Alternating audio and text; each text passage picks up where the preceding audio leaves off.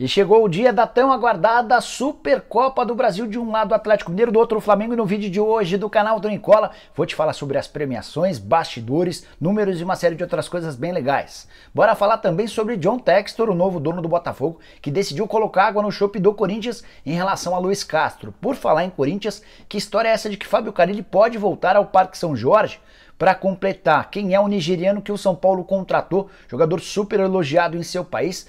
Tem alguma chance de James Rodrigues ir jogar no Cruzeiro? O próprio Ronaldo Fenômeno respondeu a essa situação. Vou trazer detalhes e bastidores, as últimas do mercado e dos campeonatos estaduais. Você não perde por esperar, nem pense em sair daí. Antes, deixa eu só me apresentar. Jorge Nicola, jornalista esportivo, e criei esse canal no YouTube para deixar você super bem informado sobre as coisas do futebol. Para não perder nada, é só apertar esse botãozinho vermelho de inscreva-se. Não esquece também de deixar o like, porque você ajuda pra caramba, beleza? Bora contar que todo esse conteúdo é um oferecimento de Sportbet Brasil, casa de apostas esportivas que mais cresce e oferece cotações bem legais. Não à toa tem o gigante Milton Neves como embaixador. Tô com o site da Sportbet aberto para mostrar para vocês os jogos que você pode apostar nesse domingo. São vários estaduais. Tem até a minha portuguesa na Série A2 contra o Linense. Mas queria mostrar para vocês o confronto da Supercopa do Brasil entre Flamengo e Atlético Mineiro. As cotações muito bacanas. Vitória do Galo pagando R$ 2,60, o empate pagando R$ 3,15, já se der Flamengo R$ 2,75. Vou colocar R$ 100 na vitória do Atlético, para pegar R$ 260. E você se animou? Então pegue agora mesmo o link que eu vou deixar no comentário fixo, faz seu cadastro na Sportbet Brasil, não esquece que você pode pegar 100% de bônus até R$ 300. Se eu e o Milton Neves confiamos na Sportbet Brasil, você também pode confiar. Seja um ganhador na Sportbet Brasil. Bora começar o vídeo falando sobre Roger Machado, que estreou nesse sábado à frente do Grêmio. Vitória por 4-0 contra o São Luís, partida na Arena pelo Campeonato Gaúcho. Diego Souza com um golaço. Rildo, Nicolas e também Janderson de pênalti fizeram os gols da vitória, que colocou o Grêmio, pelo menos provisoriamente, na liderança do Campeonato Gaúcho, 17 pontos conquistados. Já em São Paulo, Gilson Kleina foi demitido da Ponte Preta. Depois do clássico em Campinas contra o Guarani, 3-0 para o Guarani, o treinador da Ponte não resistiu e foi dispensado. Por falar em clássico, em Recife, 2-2 entre Sport e Santa Cruz. O Sport abriu o placar, o Santa virou e nos acréscimos ocorreu o gol de empate do Sport, que evitou, pelo menos momentaneamente, a demissão do técnico César Lucena, que começa a ficar pressionado. Para completar, queria contar para vocês que o Fortaleza encerrou uma sequência de 3 empates, com vitória por 3-1 contra o Bahia nesse sábado no Castelão. Gols marcados por Romero, Moisés e De Pietri. Já o Rodalega descontou para o Bahia. Com a vitória, o Fortaleza se mantém na primeira colocação e invicto. São 12 pontos conquistados. O Bahia é apenas o quarto do seu grupo com 8 pontos. Ainda pode perder uma posição nesse final de semana. Bora falar agora sobre o Cruzeiro. Que história é essa de que James Rodrigues pode pintar no Cruzeiro? O Ronaldo Fenômeno, em mais uma live no seu canal, foi perguntado a respeito do meia atacante colombiano, com passagens por Real Madrid, Bayern de Munique, entre outros. Ronaldo disse o seguinte a respeito do tema, abre aspas: "Não tô sabendo de nada de James Rodrigues, absolutamente nada. Não adianta soltar nomes e achar que é a nossa realidade, porque não é. Seria um grande nome, mas não estamos pensando nisso. Não temos nem o que oferecer a esse jogador", fecha aspas. Sei que o torcedor costuma se empolgar bastante, mas a gente precisa entender a realidade dos atletas e dos clubes. O James Rodrigues no Al Rayyan tem 10 jogos, 4 gols, é um dos jogadores mais bem pagos do futebol no mundo árabe. O Cruzeiro hoje passa por enormes dificuldades financeiras. Se tudo correr bem em 2, 3, 4 anos, talvez o Cruzeiro possa fazer um movimento desse. Por hora, a intenção é contratar jogadores bem mais baratos. Eu acho que as coisas, pelo menos até agora no Cruzeiro, têm funcionado bem. E você, tá curtindo o trabalho do Ronaldo? Use o espaço para comentários para deixar sua opinião, beleza? Bora falar agora a respeito do Fluminense, que embarcou rumo à Colômbia para estreia na pré-Libertadores embalado. O time fez 3-0 no Volta Redonda nesse sábado pelo Campeonato Carioca. A curiosidade é que o Fluminense é líder da competição com 21 pontos em 24 possíveis. Derrota para o Bangu na estreia e depois 7 vitórias consecutivas. Dessa maneira o Fluminense conseguiu quebrar dois tabus. Primeiro deles, o Fluminense tem o melhor início do Campeonato Carioca nesse século. Depois igualou uma sequência de 8 anos atrás com 7 vitórias consecutivas. O embarque, que aconteceu por volta da 1h30 da manhã, recebeu inúmeros torcedores do Fluminense que foram até o aeroporto para dar a última força para o tricolor, que estreia na próxima terça-feira, pré-Libertadores contra o Milionários na Colômbia. Você tem palpite para Fluminense e Milionários, Milionários e Fluminense? Use o espaço para comentários e deixe o seu registro, beleza? Bora falar agora sobre quem é o nigeriano que foi contratado pelo São Paulo com enorme moral. Primeiro é legal contar que esse jogador chega para as categorias de base para se formar no Sub-20. Contrato de empréstimo até fevereiro do ano que vem. Nome do atleta, Aziz Balogun, 18 anos de idade, foi descoberto por 2 observadores do São Paulo. Queria contar toda essa história para vocês. Os nomes dos observadores do São Paulo, Júnior Moreto e Rodrigo Lameira. Eles foram convidados pela organização de um torneio super importante lá na Nigéria para observar o campeonato. E depois de assistir a todos os jogos, a dupla de São Paulinos entendeu que o Balogun era o mais interessante de todos os atletas. Os São Paulinos procuraram a equipe da Unique Football Academy, que é responsável pela carreira do Balogun, e propuseram um empréstimo de uma temporada. O Aziz chega sem custos ao São Paulo, fica durante todo esse ano, primeiramente no Sub-20, se ele for bem, pode até ser promovido para o time principal. São Paulo já sabe quanto precisaria para comprá-lo em definitivo, não é um valor absurdo, e é uma tentativa bacana, levando em consideração que não há uma aplicação de dinheiro nesse primeiro momento. Se nada der certo, ele volta para o país dele em fevereiro do ano que vem. Se for bem, se ajudar e mostrar potencial, quem sabe até pode ser promovido. Atleta de 18 anos de idade, atua como atacante de velocidade pelo lado do campo, uma das posições mais carentes do time principal. Para fechar, queria contar que ele tem 1,80 m de altura e já está treinando no CT de Cotia.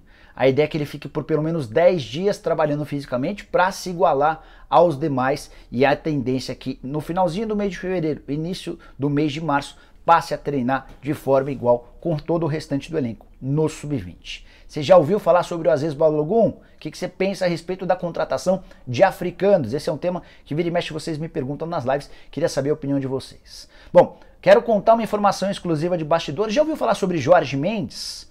Ele é um dos maiores empresários do futebol no mundo, empresário português, responsável pelas carreiras, por exemplo, do José Mourinho, do Cristiano Ronaldo, entre outros jogadores, Bernardo Silva, Falcão Garcia, o Rames Rodrigues, de quem falamos agora há pouco, Di Maria, João Félix, enfim, bastante jogador importante. Jorge Mendes disputa com o Juliano Bertolucci, com o Kia Joorabchian, um dos principais mercados do mundo. O cara é bastante grande. E o Jorge Mendes recentemente conversou com alguns clubes brasileiros sobre a possibilidade de se tornar dono de um deles. Até a Ferroviária entrou nessa parada, e a curiosidade é que a Ferroviária era administrada pelo Saul Klein em parceria com o Júlio Taran. Júlio Taran é o principal sócio, é o braço direito do Juliano Bertolucci, e há uma rivalidade grande entre o Bertolucci e o Jorge Mendes. Então, quando o Jorge Mendes consulta a possibilidade de comprar a Ferroviária, ele compraria a Ferroviária de um rival no mercado. Acabou que não rolou. A Estrela Galícia, empresa de cervejas da Espanha, adquiriu a Ferroviária, como você soube primeiro, aqui no canal do Nicole. Jorge Mendes ainda não desistiu da ideia de comprar um clube brasileiro, e isso está se tornando cada vez mais comum. A gente vê investidores, gente com bastante dinheiro, cogitando essa possibilidade. É que como o nosso dinheiro, o nosso real, é muito desvalorizado em relação ao euro e ao dólar, são operações relativamente baratas. Mas pode reparar que esses investidores, na teoria, têm preferido buscar clubes menores, mesmo sem tanta tradição ou sem tanta torcida, até porque esses clubes, em geral, têm muito menos dívidas. E seu clube já foi comprado? Gostaria que fosse comprado? O Grupo City, investidores russos, a gente já tem ouvido tanta coisa, né? E a tendência é que vários clubes brasileiros acabem aderindo à SAF, a Sociedade Anônima do Futebol, nos próximos anos. Bora falar agora a respeito de John Textor, o dono do Botafogo, que está tentando impedir Luiz Castro de se tornar técnico do Corinthians. Contei para vocês desde o início da semana que o Luiz Castro era o preferido, era o favorito no Corinthians. E na quinta e na sexta-feira havia enorme otimismo no timão em relação a um acordo. Embora com o passar dos dias e a demora para a definição do técnico português, existe agora alguma hesitação, alguma preocupação pelos lados do Parque São Jorge. É que o Corinthians já foi avisado de que o John Textor, que é o dono do Botafogo, ligou pessoalmente para o Luiz Castro para dizer que ele é o principal nome do projeto do Botafogo. Vocês sabem que o John Textor tem muito dinheiro, chega a ser bilionário. Trabalha no ramo do cinema nos Estados Unidos e construiu um patrimônio bastante interessante, é dono de um percentual do Crystal Palace, está adquirindo parte do Benfica, enfim, é um cara com enormes possibilidades e que parece ter deslumbrado no Luiz Castro a possibilidade de um projeto mais interessante. O Luiz havia acenado com um desfecho positivo para o Corinthians, por entender que é o time mais pronto, por entender que chegaria para brigar por títulos nacionais já nesse momento. O que o John Textor está tentando convencer o Luiz Castro é de que com o Botafogo ele vai ter uma possibilidade de trabalho a médio e longo prazo, explorando uma das suas principais características, que é o trabalho com as categorias de base. Durante 10 anos, Luiz Castro trabalhou nas categorias de base do Porto. Como é que está essa negociação? O Corinthians e o Botafogo já fizeram as propostas ao Luiz Castro. O que faltava era um acordo com o Aldo Rail, que é o time com o qual o Luiz Castro tem contrato até metade do ano.